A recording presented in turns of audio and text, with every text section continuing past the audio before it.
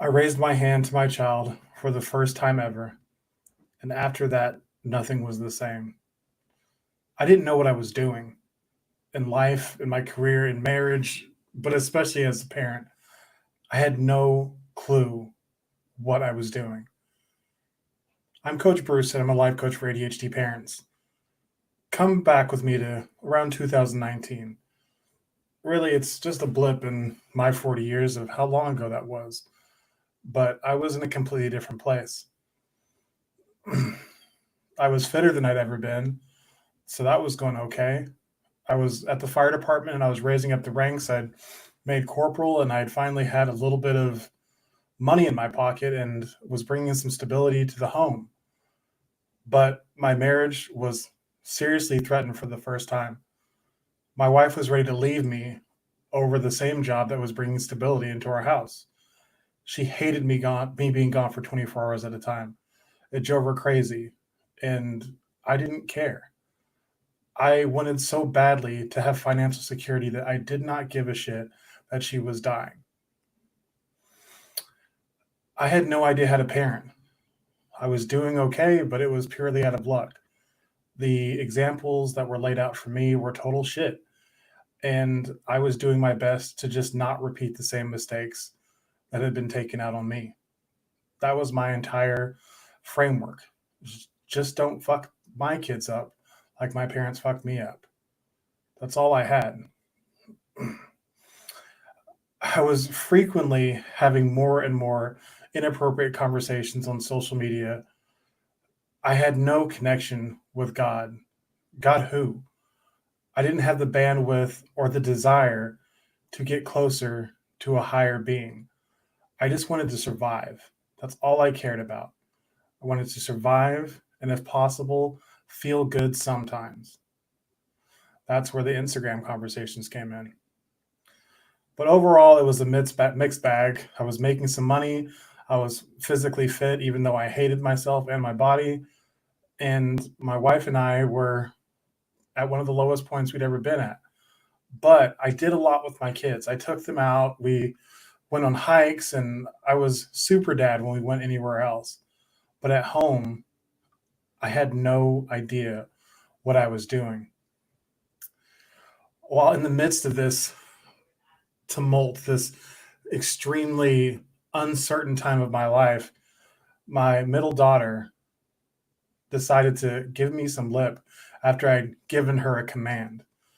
That's what I was raised with, giving commands. And surprisingly, that's what I did as well.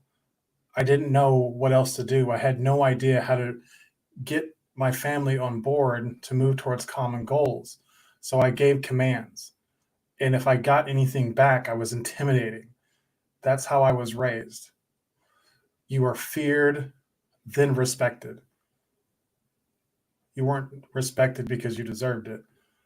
And so I gave this command, and my daughter, being funny, she denied. No, Daddy, I don't remember what the command was. It doesn't matter. I just remember that I was furious. The rage started to fill up in me, and I looked at my wife, who was full of venom as well because we'd been fighting frequently. And our daughter, as innocent as she was now the target of the rage that we both felt. Neither of us knew anything but respect your parents, period. So as she denied me, again, I raised my voice and I screamed at her. And I told her she wasn't going to like what happened next. And she taunted me because she knew that I didn't know what would happen next because I had no fucking clue how to parent. All I knew was how to avoid another disaster until today. On this day, the rage finally took over. And because I didn't have a guiding standard, I didn't have any sort of code that I lived by, I grabbed her by the hand and I took her back to her bedroom and I bent her over my knee and I raised my hand and I spanked the only child I have ever spanked. And it immediately broke my fucking heart. It's been almost 5 years and I still feel the disgust for myself because I didn't know how to handle a 6-year-old. I physically abused her. I don't care what kind of parent you are, but to me, laying your hands on your children is abuse. And I'd only ever done it once. And I immediately knew it was wrong. And to this day, that sticks with me. But unfortunately, it wasn't even rock bottom. That wasn't enough for me at that moment to realize that living a life, running away from emotional lows and running towards emotional highs wasn't good enough for my children. Putting my hands on my daughter wasn't enough of a wake up call to realize that this is not how you lead a fucking family. I still didn't get it. God was trying to give me a sign to say, this isn't how you do it, Bruce. You have to have a plan. You have to have a standard. You have to have a code. There has to be something that you live by for when things get dark. You remember, if you cling to the code, things will get better. I don't think my daughter gives a shit that I didn't have a code. Our relationship is still different. I love her and she loves me, but she still knows in her heart deep down that she can't trust me. And that's my fault. And I hope that I can make up by being a better leader now. And I hope that someday she'll trust me as much as I want to be trusted, but I honestly don't deserve it because I put my hands on her, an innocent child who I'm supposed to protect. I put my hands on her.